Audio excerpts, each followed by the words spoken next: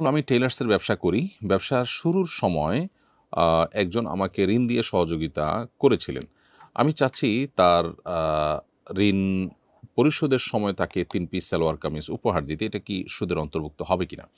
উত্তর হলো না। এটা সুদের অন্তর্ভুক্ত হবে না, বরং এটা ঋণ পরিশোধের আ ক্ষেত্রে যে আপনার সুযোগটা রয়েছে শরিয়ার দৃষ্টিকোণ থেকে, সেটা হলো যে কেউ যদি ঋণ দেয় এবং তিনি ঋণের বিপরীতে কোনো সুবিধা নেওয়ার কোনো উদ্দেশ্য, ইনটেনশন, চুক্তি কোনো কিছুই তার না থাকে, তো সেক্ষেত্রে আপনি ঋণ গ্রহীতা হিসাবে টাকাটি ফেরত দেওয়ার সময় যদি কিছু বাড়িয়ে দেন আ তার প্রতি তার প্রতি যে কৃতজ্ঞতা বোধ সেই জায়গা থেকে, তাহলে সেটা নাজায়েজ নয়। এটা সুদের অন্তর্ভুক্ত হবে না। সুদের অন্তর্ভুক্ত হবে তখন যখন দেওয়াই হয় অতিরিক্ত লাভের আশায় এবং সেটা চুক্তি হতে পারে, অতিরিক্ত লাভের ব্যাপারটা আপনার ক্লিয়ার করে হতে পারে।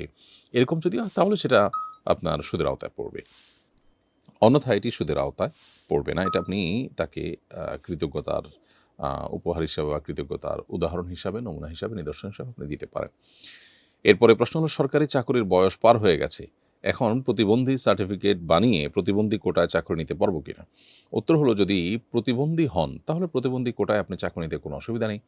কিন্তু প্রতিবন্ধী না হয়ে যদি আপনি প্রতিবন্ধীর সার্টিফিকেট সংগ্রহ করে আপনি চাকরি নেন, তাহলে সেটা হবে হারাম কাজ, প্রতারণা এবং ভয়াবহ গুনাহের কাজ। কারণ নবী সাল্লাল্লাহু আলাইহি ওয়াসাল্লাম বলেছেন, মান গাশশানা ফালাইসা মিন্না, যে ব্যক্তি আমাদেরকে ধোঁকা দেয়, প্রতারণা করে, সে আমার উম্মত নয়। এরপরে প্রশ্ন হলো, নির্বাচনকে কেন্দ্র করে প্রার্থীদের ব্যক্তিগত জীবন নিয়ে নানা ধরনের আলাপ হয়। রাজনৈতিক ব্যক্তিদের সমালোচনা করলে কি গীবতের গুনাহ হবে? উত্তর হলো, নির্বাচনকে কেন্দ্র করে প্রার্থীদের ব্যক্তিগত জীবন নিয়ে যে সমস্ত আলাপ আলোচনা হয়, সেগুলোতে যদি তাদের ব্যক্তিগত ইস্যুগুলোকে তুলে এনে সমালোচনা করা হয়, সেগুলো গীবতের অন্তর্ভুক্ত হবে।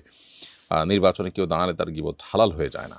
তবে হ্যাঁ, কোনো ব্যক্তির খারাপ দিক মানুষ জানলে সতর্ক হতে পারবে এবং সত্যিই সেটা প্রমাণিত খারাপ এবং সে খারাপের ব্যাপারে মানুষকে সতর্ক করে এই ব্যক্তির তার শাসন থেকে বা তার নতুন করে জুলুমের রাস্তা ওপেন হওয়া থেকে মানুষকে বাঁচাবার জন্য যদি প্রয়োজন হয়, তাহলে সে প্রয়োজনীয় গীবত করা জায়েজ আছে। অর্থাৎ যে গীবতটা হবে সত্যি মানুষকে সতর্ক করবার জন্য। ধরুন একজন একটা বোমা রেখেছেন কোথাও, তো আপনি যদি বলেন যে অমুক এখানে বোমা রেখেছে, সবাই সতর্ক হন, তাহলে এই গীবত নাজায়েজ নয়, কারণ এটা মানুষকে সতর্ক করবার প্রয়োজনে।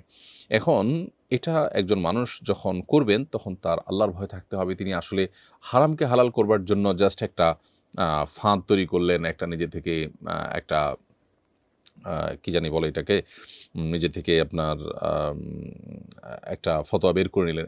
এটা যেন না হয়। বরং সত্যিই তিনি যার সমালোচনা করছেন তার দ্বারা মানুষ ক্ষতিগ্রস্ত হতে পারে, সেজন্য মানুষকে ক্ষতির হাত থেকে রক্ষা করার জন্য করছেন। এটি হলে সেটি জায়েজ হতে পারে। অন্যথায় সেটা কিন্তু জায়েজ হবে না। অনেক সময় একান্ত ব্যক্তিগত ভুল ত্রুটি সেগুলোকেও বড় করে বা বিভিন্নভাবে তুলে ধরে আপনার প্রচার করা হয়। উদ্দেশ্য থাকে